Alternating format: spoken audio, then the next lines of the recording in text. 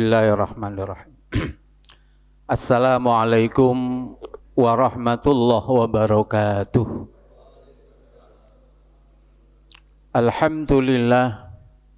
Alhamdulillahilladzi bini'matihi tatimmus shalihat.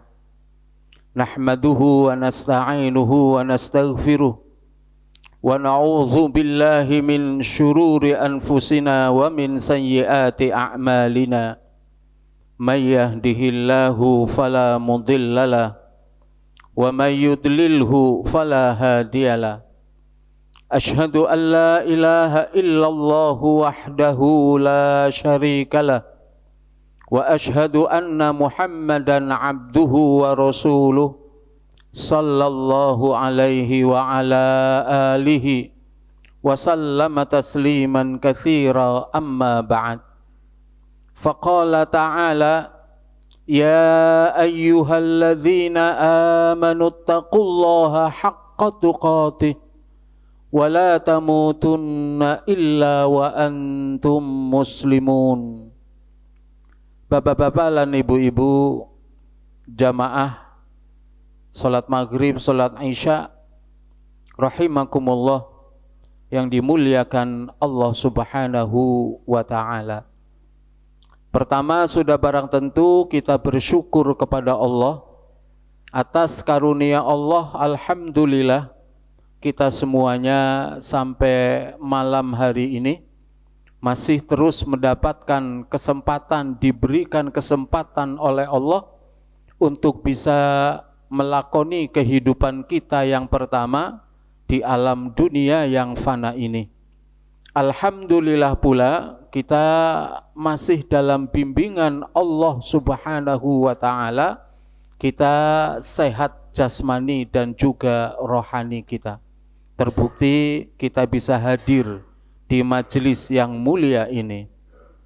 Bapak dan Ibu, masih bulan Syawal, secara pribadi saya mengucapkan taqabbalallahu minna wa minkum minal aidin wal faizin. Mohon maaf lahir dan batin. Bapak dan Ibu, pada pertemuan pertama beberapa bulan yang lalu kita sudah membicarakan tentang etape kehidupan kita. Dari etape pertama alam arwah, kemudian etape kedua alam rahim, kemudian etape ketiga alam dunia yang sekarang sedang kita lakoni. Nanti kemudian disusul etape keempat alam kubur atau alam barzah. Nanti berikutnya etape berikutnya hari kebangkitan. Kemudian berikutnya lagi dikumpulkan di padang mahsyar. Berikutnya lagi akan ada hisab, dihitung seluruh amal kita. Kemudian mizan, ditimbang, dan seterusnya sampai akhirnya nanti surga ataukah neraka. Kemudian pada pertemuan yang kedua kita sudah bicara tentang asal usul manusia menurut Al-Quran. Kita sudah bicara tentang bagaimana penciptaan Nabi Adam alaihi salam. Kemudian Ibu Hawa alaihissalam. Kemudian setelah itu penciptaan Nabi Isa alaihissalam. Kemudian juga penciptaan kita manusia selain Nabi Adam, Ibu Hawa, Nabi Isa. Penciptaan kita dan seterusnya dan seterusnya. Maka Bapak dan Ibu yang dimuliakan Allah subhanahu wa ta'ala, pada pertemuan yang ketiga sekarang ini, kita akan berbicara tentang kehidupan dunia kita. Tentang kehidupan hidup kita yang pertama ini apa sih kan kata. Setelah kita diciptakan oleh Allah, sedemikian rupa penciptaannya, kemudian sekarang kita dihadirkan di dunia etape yang ketiga ini, hidup kita di kehidupan di dunia ini untuk apa? Sesungguhnya kehidupan kita niku nopo? Nah, Bapak dan Ibu, bisa kita lihat pertanyaan itu di surat Al-Mulk ayat yang kedua. Alladzi khalaqal mauta wal hayata liyabluwakum ayyukum ahsanu amala. Hidup kita yang pertama yang sekarang sedang kita lakoni ini, hakikatnya kehidupan kita adalah ujian. Di sini di Al-Mulk ayat 2 itu Allah telah menciptakan kematian. Kematian disebut awal. Alladzi khalaqal mauta. Allah yang telah menciptakan kematian. Karena memang diawali mati dulu, baru kemudian hidup, kemudian mati lagi, kemudian hidup yang kedua. Allah menciptakan kematian dan juga al-hayah, kehidupan. Bapak dan Ibu, hebatnya Al-Quran, itu ada kata-kata al-maut, kematian. Kemudian lawan katanya, al-hayah, kehidupan. Monggo silakan dicari di Quran segeluntung 30 juz. Kata-kata al-maut dengan al-hayah dijamin jumlahnya sama. Pengulangannya loh, terulang berapa kali al-maut dengan al-hayah dijamin pengulangannya sama jumlahnya. Inilah salah satu kehebatan Al-Quran. Ada namanya matematika Al-Quran. Otak-atik angka yang ada di dalam Al-Quran. Ternyata di situ hebatnya luar biasa. Itulah yang menjadikan tidak ada satu manusia pun dari zaman dulu sampai akhir kiamat nanti yang mampu meniru, menciptakan seperti Al-Quran. ChatGPT itu ditantang, ada yang nantang, menanyakan, bisakah engkau, hei ChatGPT, membuat seperti satu ayat dari kitab suci Injil? Langsung dijawab bisa, silakan dibuat. Tapi begitu ditanya, sekarang buatlah satu ayat seperti Al-Quran. Tidak sanggup, menolak ChatGPT itu. Nggak sanggup gitu.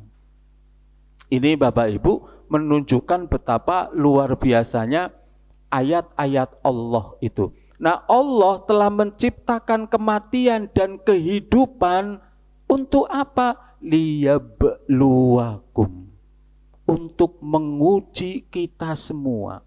Ayyukum ahsanu amala, siapa di antara kalian hai manusia yang amalnya terbaik. Jadi Bapak dan Ibu, kematian dan juga hidup yang kita lakoni sekarang ini, kehidupan yang pertama adalah ujian. Dari kita lahir, bahkan sebelum lahir, dari kita berkembang tumbuh di dalam rahim, itu ujian.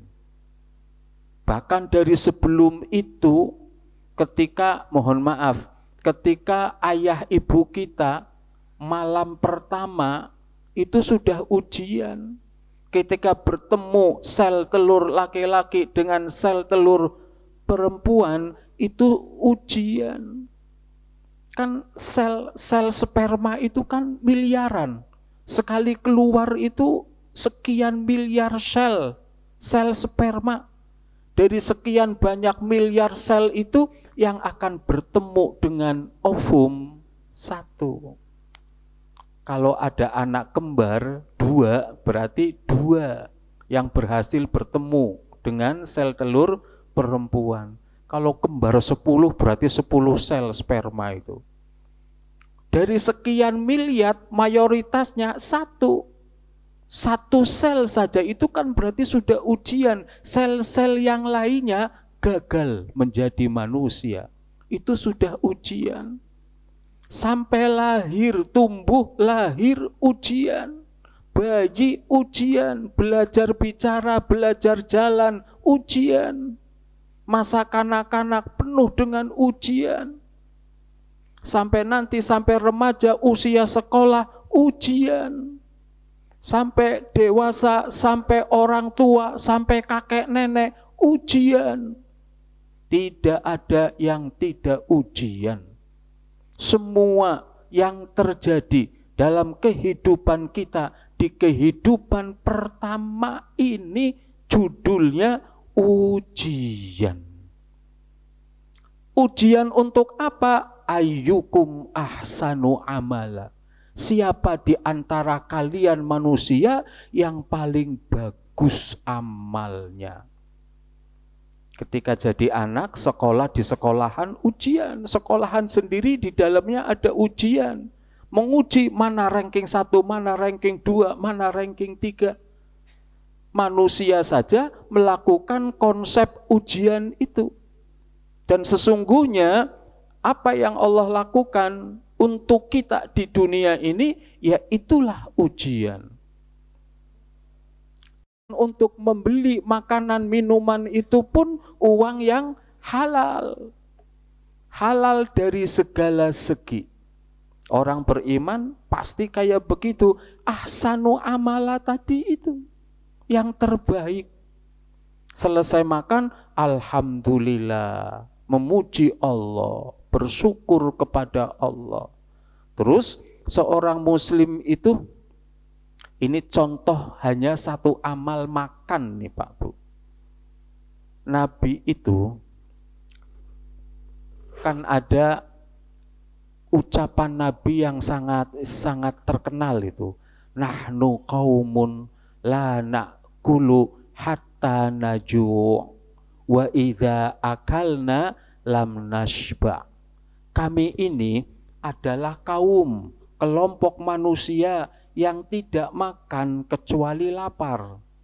Dan apabila makan tidak sampai kekenyangan. Itu ucapan itu kapan diucapkan Nabi? Ketika ada seorang tabib, dokter. Dokter itu hadiah diberikan kepada Nabi. Hadiah dari siapa? Dari Raja Mesir. Ketika Nabi ngirim surat, ngirim utusan ke berbagai negara, ke berbagai daerah, raja-raja, para pemimpin di sekitar Mekah Madinah itu dikirimi surat, diajak untuk masuk Islam. Ya, namanya orang ada yang mau masuk Islam, ada yang menolak dengan marah-marah, bahkan utusannya Nabi disakiti, ada yang sampai dipotong telinganya, ada yang dibunuh. Ada juga tidak mau masuk Islam tapi menghormati Nabi. Nah, yang model ini tidak mau masuk Islam tapi menghormati Nabi. Itu Raja Mesir yang namanya Mukaukis. Saat itu agamanya Nasrani. Nah, karena belum mau masuk Islam tapi menghormati Nabi, akhirnya utusan yang ngirim surat itu dititipi. Ketika mau balik ke Madinah, dititipi hadiah dari Raja Mesir untuk Nabi. Hadiahnya itu yang pertama seorang wanita. Wanita buat hadiah, Pak ya. Ya, nggak usah heran zaman dulu. Yang namanya Maria. Maryam lah ya, Maria. Namanya Maria. Ya, bahasa Ibraninya menjadi Maryam. Maria. Itu wanita asli Mesir, makanya Maria Al-Kiptiyah. Kipti itu nama penduduk asli Mesir, Kipti, suku Kipti, Kiptiah. Yang akhirnya wanita ini karena hadiah diberikan dengan hormat, walaupun belum mau masuk Islam. Maka akhirnya enggak ditolak oleh Nabi, bahkan akhirnya dinikahi oleh Nabi. Hadiah berikutnya adalah tabib itu, dokter lah. Dokter, namanya dokter berarti pandai mengobati. Nah, karena dihadiahkan kepada Nabi, akhirnya masuk Islam juga. Orang Mesir, dokter dari Mesir. Tapi karena dihadiahkan kepada Nabi, akhirnya masuk Islam. Tapi yang membuat dia hatinya gundah, dia kan dokter. Dokter kan kerjanya ngobati. Enggak pernah ada sahabat Nabi datang untuk berobat. Hatinya gundah, yang akhirnya datang menemui Nabi. Curhat. Kenapa? Saya ini kan dokter. Apa karena saya bukan orang Arab, orang Madinah sini, karena saya dari Mesir, hadiah, akhirnya saya enggak diakui, enggak dihormati. Kenapa? Selama ini kok enggak ada yang datang ke saya untuk berobat. Nah, Bapak Ibu, jawaban Nabi, jawabannya tadi itu. Nahnu qaumun la na'kulu hatta naju' wa idza akalna lam nashba. Kami ini adalah kelompok manusia, kaum, kumpulan manusia yang jaga pola makan. Jaga pola makannya bagaimana? Kami enggak mudah-mudah makan, kecuali kalau terasa lapar kami makan. Dan kalau kami makan, kami tidak sampai kekenyangan. Rupanya itulah yang menyebabkan Nabi dan para sahabat sehat. Karena sehat, enggak pernah berobat. Jadi bukan karena enggak suka terhadap dokter itu, tapi enggak pernah sakit yang layak untuk berobat. Paling kalau kayak kita dikeroki misalnya, atau minum obat, beli obat yang ada, selesai, enggak perlu periksa dokter. Ini ujian dalam hal makan. Nabi itu makannya terjaga sedemikian rupa. Tidak sampai kekenyangan, tidak sampai berlebihan. Ini hanya satu amal tuh. Bagaimana beramal, makan, amal duniawi kan makan. Tapi bagaimana makan itu menjadi ahsanu amala. Tidur, bagaimana tidur ahsanu amala. Jadi guru, bagaimana mengajar ahsanu amala. Jadi murid, bagaimana murid ahsanu amala. Jadi polisi, bagaimana polisi yang ahsanu amala. Oh, mau jadi polisi aja bayar sekian. Akhirnya setelah jadi polisi pulang modal. Akhirnya aneka macam, tapi polisi di sana. Mudah-mudahan di kita tidak seperti itu.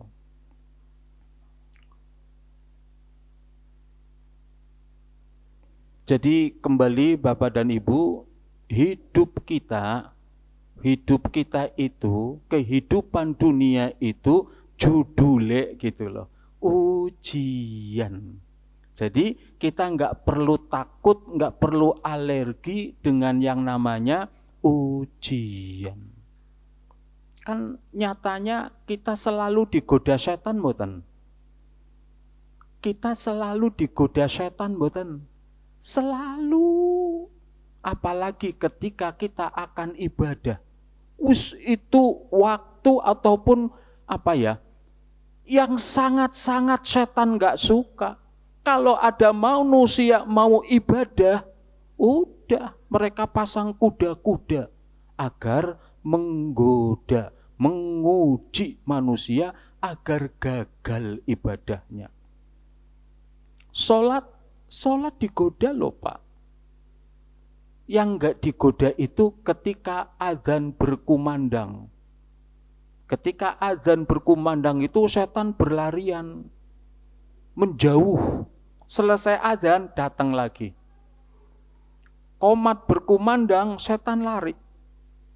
Qomat selesai, datang lagi.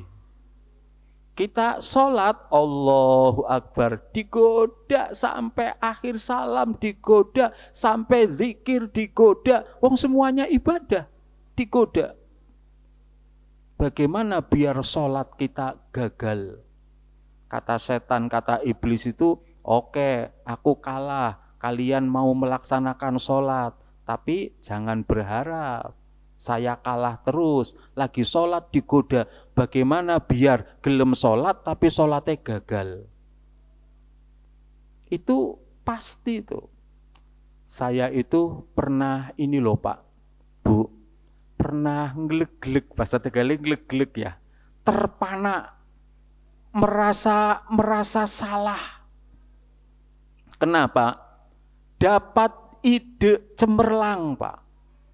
Saya kan guru, waktu itu guru di SMA Al-Irsyad, guru agama di SMA Al-Irsyad. Ada wayahe kemah pramuka. Nah, guru itu kan harus mewarnai, guru pelajaran apapun, harus mewarnai, itu ahsanu amalah tadi itu. Harus bisa mewarnai setiap kegiatan di sekolah itu. Saya guru agama, ada kegiatan kemah pramuka, saya harus mewarnai kemah yang agamis gimana sih? Pernik-pernik agama di kemah gimana sih? Waktu itu mau wijgim, mencari jejak. Saya ditantang, ayo dong beri warna wijgim yang islami. Saya mikir ya Pak, dapat ide ketika sholat zuhur di Masjid Al-Irsyad ya, dalam istirahat sholat itu. Dapat ide di dalam sholat Pak. Dapat ide, seneng mboten? Idenya bagus loh Pak. Nopo? Oh sekarang gini, kan nanti kemah ada wijgim. Dari sekarang yuk diadakan penggalangan dana keliling dari kelas-kelas. Dana yang terkumpul nanti dibelikan sembako. Nanti setiap regu di pos 5 misalnya gitu, nanti dibagi-bagi. Dia dapat tugasnya apa? Nyerahkan sembako ini ke orang yang sudah ada denah rumahnya, termasuk denah tempat tinggalnya, rutenya, kasihkan, suruh nyerahkan. Bagus mboten ide itu? Islami toh? Sodako sembako sih orang yang membutuhkan. Tapi itu muncul ketika sholat. Jadi setelah sholat saya ngeleg-geleg tadi, astagfirullah, hebat nemen setan ya. Bisa jadi itu yang memberikan ide setan tuh. Membisikkan, tapi diberikannya ketika sholat. Saya ngeleg-gelegnya, kenapa tidak muncul ketika tidak sholat gitu loh. Munculnya ketika sholat. Itu hebatnya setan tuh. Mau kalah sekian langkah untuk menang sekian langkah. Berarti sholat saya tadi kan muter-muter loh ya Pak. Cari ide kan. Astagfirullahaladzim. Jenengan nate mboten. Mudah-mudahan mboten. Mudah-mudahan mboten. Astagfirullah. Itu bukan hanya sholat saja. Apapun. Asal kebaikan yang kita lakukan sudah digoda biar gagal. Mau baca Quran, kenapa kita ketika mau baca Quran disuruh isti'adzah, ta'awud. A'udzubillahi minasyaitonirrajim. Ya Allah, aku berlindung kepadamu dari godaan setan yang terkutuk. Karena baca Quran itu ibadah. Ketika akan ibadah, setan akan hadir menggoda agar kita gagal tidak jadi ibadah. Kalau jadi ibadah, digoda terus agar ibadahnya muspro, sia-sia. Lagi baca, makanya ta'awud. ketika awal belum membaca Quran selamat, nawaitu dalam hati semuanya karena Allah. Begitu lagi baca, pas kamarnya di sampingnya gang. Ada orang lewat, sendalnya krungu serak. Kayak lagi baca Quran, Pak. Langsung ke siapa ya? Bacanya disuruh kena. Sing tadine kayong kurang lancar dilancarna. Sing kayong tadine suaran kurang apik diapi kena. Godaan mboten niku. Godaan no. Kan berarti karena manusia yang lewat itu, bukan karena Allah. Artinya awal lulus, tengah-tengah gagal. Tengah-tengah lulus juga. Begitu selesai Shadaqallahul Azim, masih digoda. Dicium Quran, terus dalam hati muncul, kayonge langkah sing maca Quran ya bong aku tok. Godaan mboten niku. Ujub, bangga dengan dirinya, itu sudah dosa, sama seperti ria, menghancurkan amal perbuatan. Semua Bapak dan Ibu, itu akan hadir setan menggoda kita karena ujian itu. Bapak dan Ibu rahimakumullah yang dimuliakan Allah, itulah hakikat kehidupan kita. Semuanya ujian. Ibu-ibu di rumah nyuci apa-apa, nyuci piring, nyuci pakaian, ujian, karena itu ibadah, akan digoda oleh setan. Bagaimana biar gagal? Semuanya. Bapak dan Ibu rahimakumullah yang dimuliakan Allah Subhanahu wa taala, jadi kita harus menyadari itu, bahwa kehidupan kita ini judulnya ujian. Kita harus sadar bahwa ini ujian. Kalau kita sadar bahwa kita sedang diuji, maka kita harus punya keinginan, saya harus lulus setiap ujian. Bukan hanya ujian sekolah, bukan hanya ujian kuliah, bukan hanya ujian bekerja, mau daftar kerja, semua amal kita itu harus lulus. Amal yang lulus itu amal yang diterima oleh Allah. Yang diterima oleh Allah itu yang nawaitunya betul-betul karena Allah. Bapak Ibu, ini pakaian nih. Pakaian untuk sholat. Ini pun bisa menjadi ujian. Saya itu ada masjid, ada musola. Di samping rumah saya itu ada musola. Saya kalau ke musola jamaah sekedik nggih. Sesobe langka, Pak. Terus kalau di masjid kan jamaah banyak, apalagi masjidnya AC dan seterusnya. Lah, ketika ke musola, pakaian saya tidak terlalu pilih-pilih.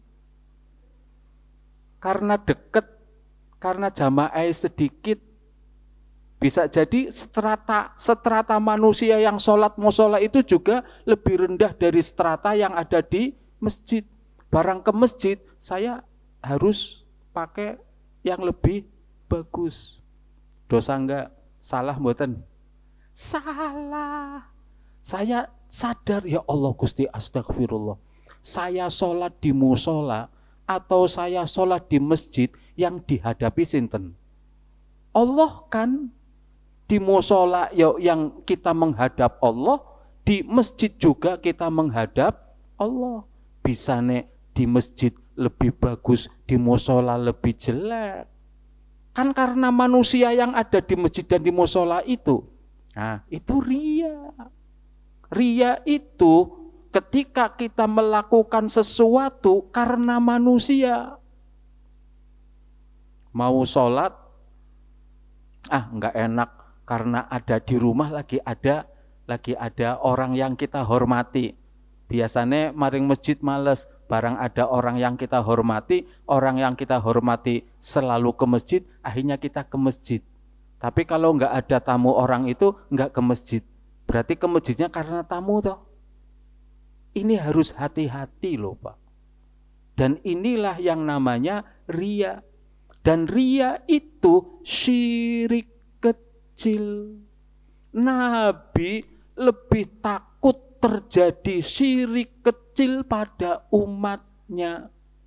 Sahabat bertanya, syirik kecil apa ya Rasulullah? Nabi jawab, ar-riya.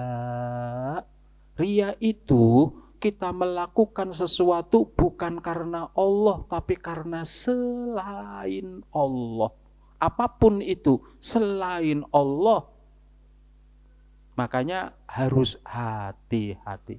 Nabi lebih takut syirik kecil daripada syirik besar. Kalau syirik besar, kita gampang menghindari. Kalau syirik kecil, kadang kita nggak sadar bahwa kita telah melakukan perbuatan syirik walaupun kecil. Syirik kecil tetap syirik. Dan syirik itu satu-satunya dosa yang Allah tidak mengampuninya. Kalau dibawa mati gitu loh. Kalau tidak taubat. Kecuali kalau taubat tetap Allah ampuni. Maka kita harus hati-hati. Ini yang dimaksud dengan bahwa kehidupan kita dari lahir sampai meninggal.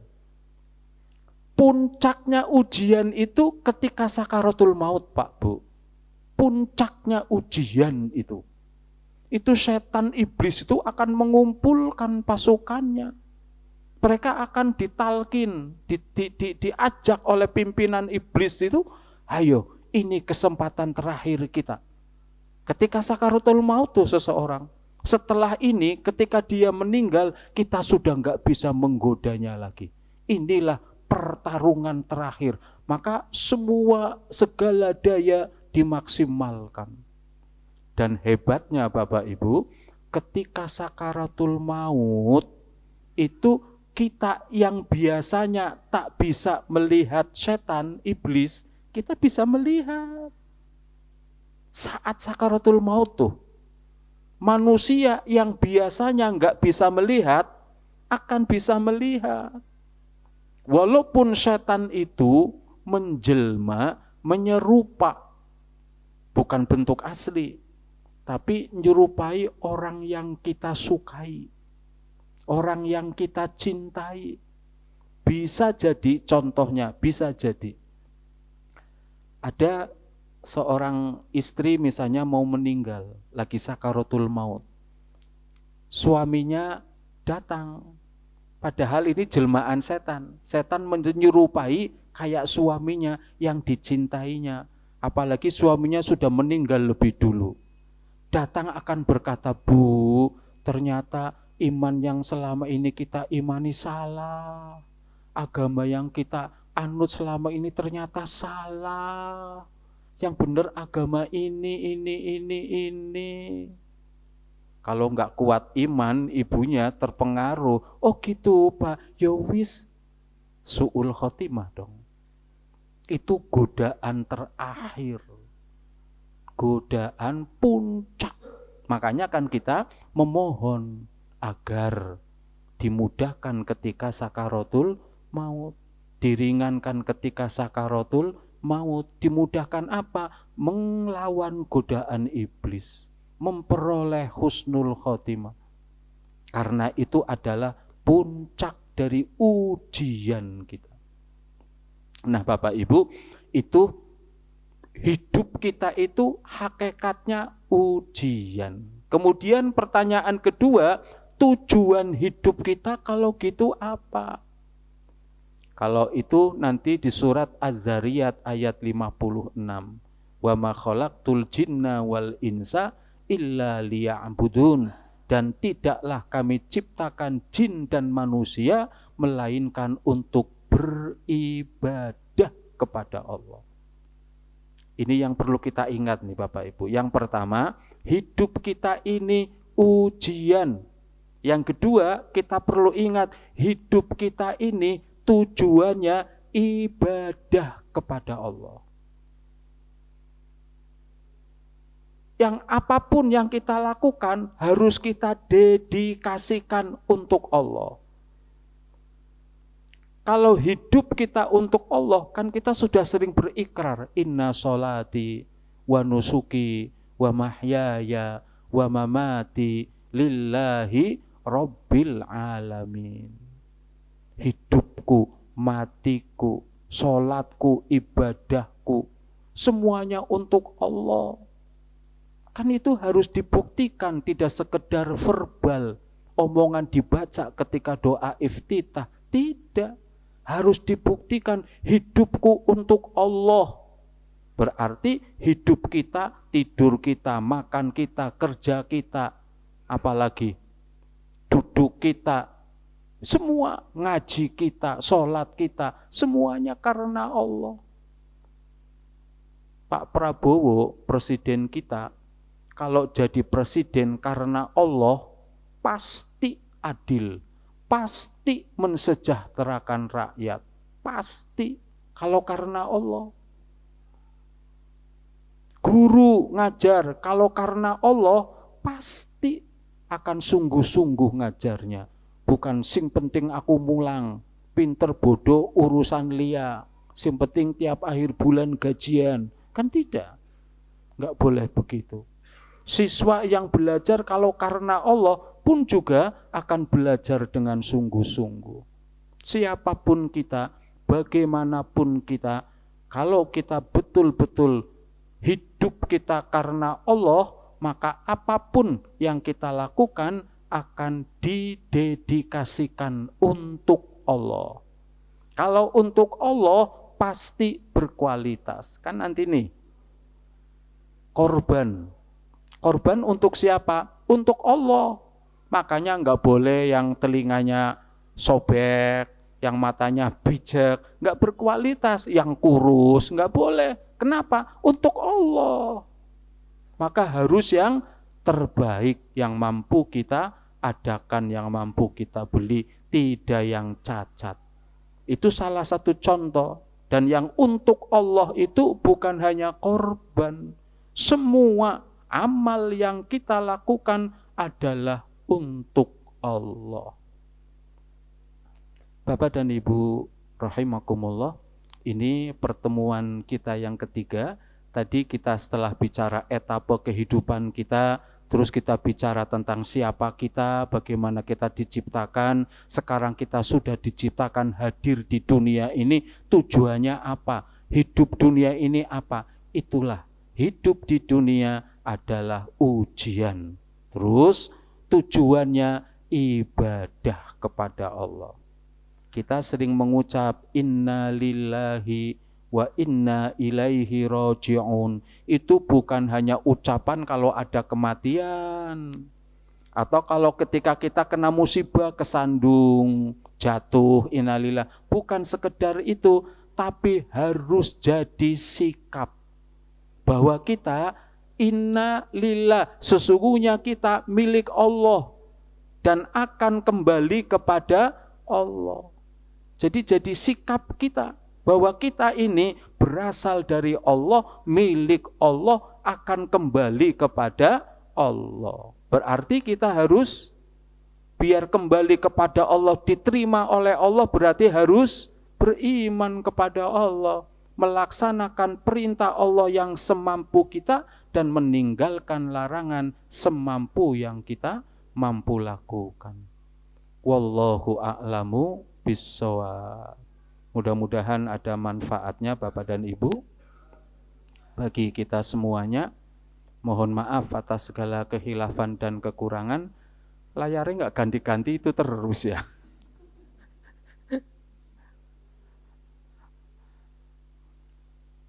Nggih Bapak dan Ibu, mudah-mudahan ada manfaatnya. Mohon maaf, wallahu a'lamu bissawab. Wabillahi taufiq wal hidayah. Wassalamualaikum warahmatullahi wabarakatuh.